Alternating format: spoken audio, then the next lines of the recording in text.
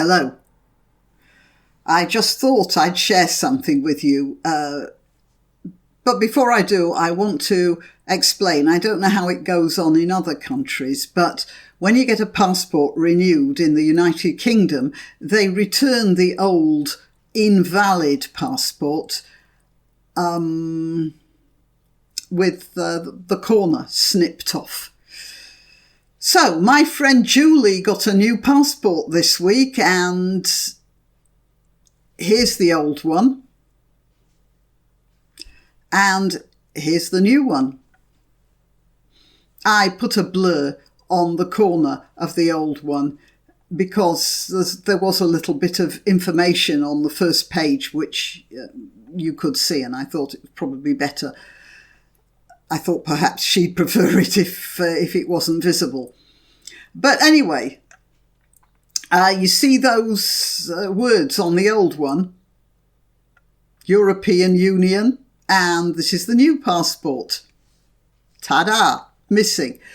So that means the civil service have been quietly working away on Brexit while the politicians expound and pose in front of the camera and walk about and make speeches and do absolutely nothing.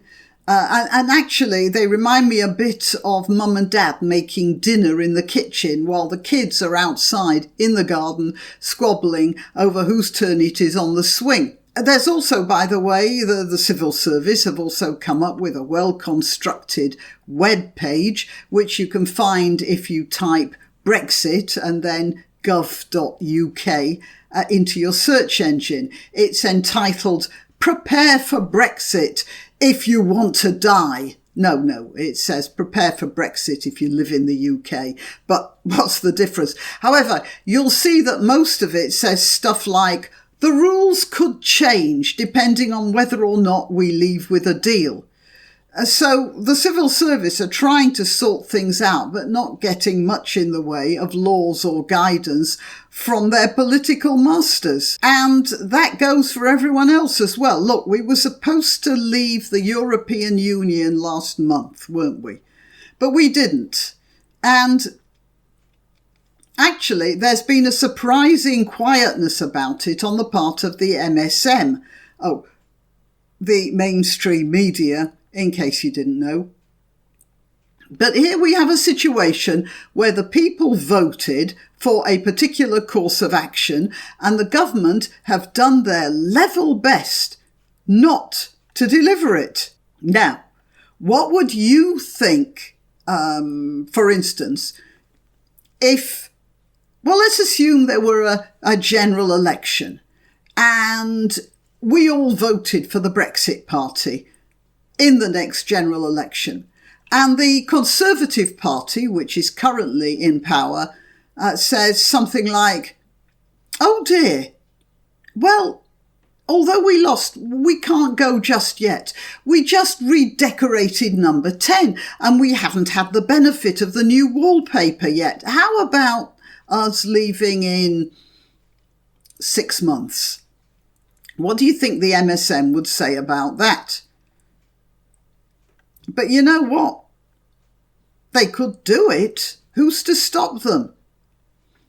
I'll put this in another way. Let's imagine, what would the American MSM say if, for instance, the Obama administration had tried to stop Donald Trump from taking office? Oh. Well, then it appears to be happening all over the world, doesn't it? It's happening in France too. Have you heard about the yellow vest demos? Do you know that they're going on every weekend? Are the MSM reporting on it? Well, not that I've seen. All I get is the occasional video clip on YouTube. More of YouTube later. Which shows the French police getting increasingly ill-tempered and vicious in their treatment of their fellow citizens. Hardly any of that on the MSM. Hardly any outraged voices shouting about the way the French government is disregarding the will of the people. It appears that with the cooperation, either commanded or just sympathised with the cooperation of the MSM, governments are waking up to the fact that they don't really have to take any notice of democracy, that they can more or less do what they want. And I want to tie this in with the latest YouTube atrocity, by the way. They've simply closed down a channel called Black Pigeon Speaks. No warning, no explanation. I think he has something like 500,000 subscribers. They say he's violated their hate speech rules or something. I listen to him regularly, and I still do because he's on BitChute, and I cannot see what could possibly be constructed as hate speech in anything I have heard. And if anyone else has heard anything that could be constructed as hate speech, please let me know. Ironically enough, what Black Pigeon Speaks does talk about quite a lot is the disintegration of trust in societies, and how much better a high trust society like Japan, for instance, how much better that functions than a low trust society like the Sudan. And now we find that YouTube are violating the trust of their creators. As I said, sort of ironic, isn't it? And YouTube are doing it basically just because they can. And our governments are violating the trust of the voters just because they can. And I suppose they're counting on the fact that we're too civilized to go about destroying our society with bad behaviour.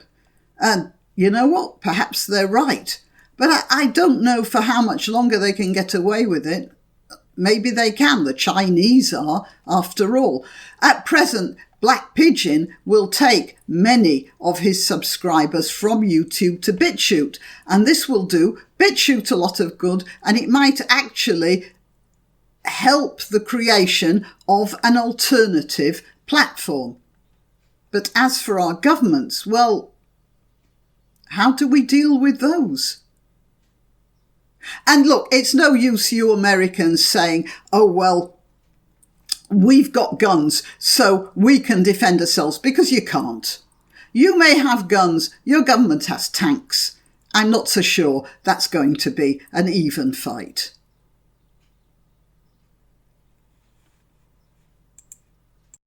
Thanks for listening. Please like and subscribe, and if you wish to donate, click the Subscribe Star link, where you can make a one-off payment or set up a regular contribution, or I have a PayPal account at grannyopteryx@gmail.com. Till next time.